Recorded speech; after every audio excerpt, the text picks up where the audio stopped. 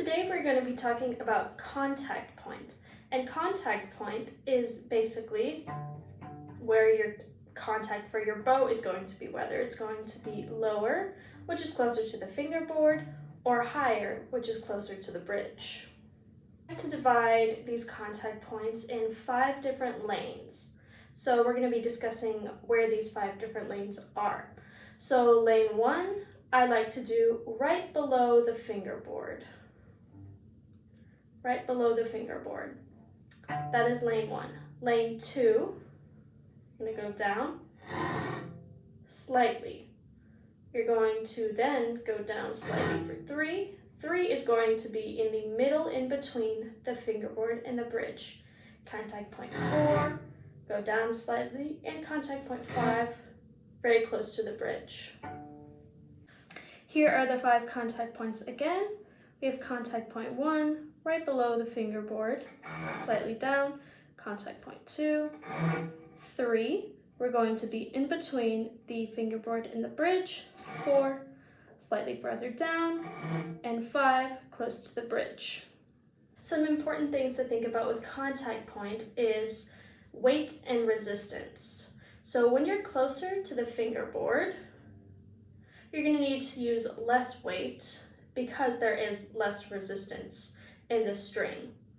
As you get higher and higher, the resistance gets higher, which means we have to use more weight in the string to combat this so we don't sound super crunchy. For this reason, we're going to be doing each contact point at a different metronome speed. So I'm going to be setting my metronome to quarter note equals 60. So once you have your metronome set to 60, we're going to be doing different beats for different lanes. So the first lane, you're going to be doing 2 quarter notes on quarter note equals 60 to a bow.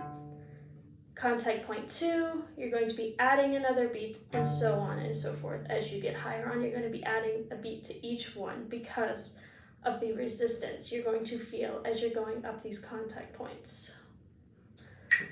Start lane 1, I'm going to be doing it on the D string. You can do it on any string you would like to start. 2 beats per bow.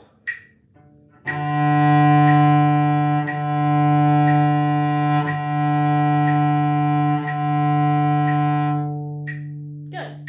You'll realize you're not having to use too much force or weight on this lane. So now, let's go from lane 1 to lane 2. We're going to be adding a beat, so 3 beats.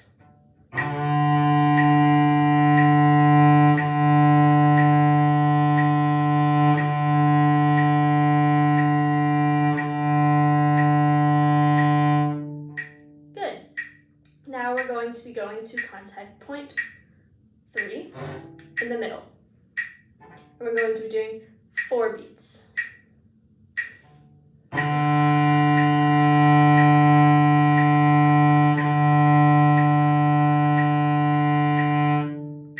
Contact point 4, and we're going to be doing 5 beats.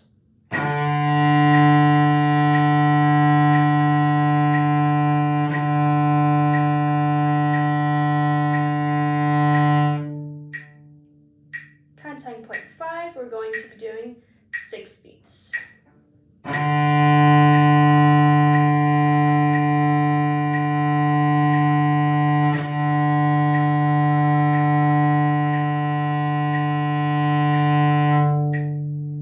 And you can do this exercise on any of the strings, and you can slightly change the metronome marking depending on what you want to work on.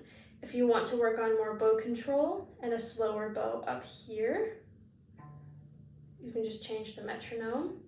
If you're wanting to work on a faster bow down here, you can change the metronome a few clicks higher.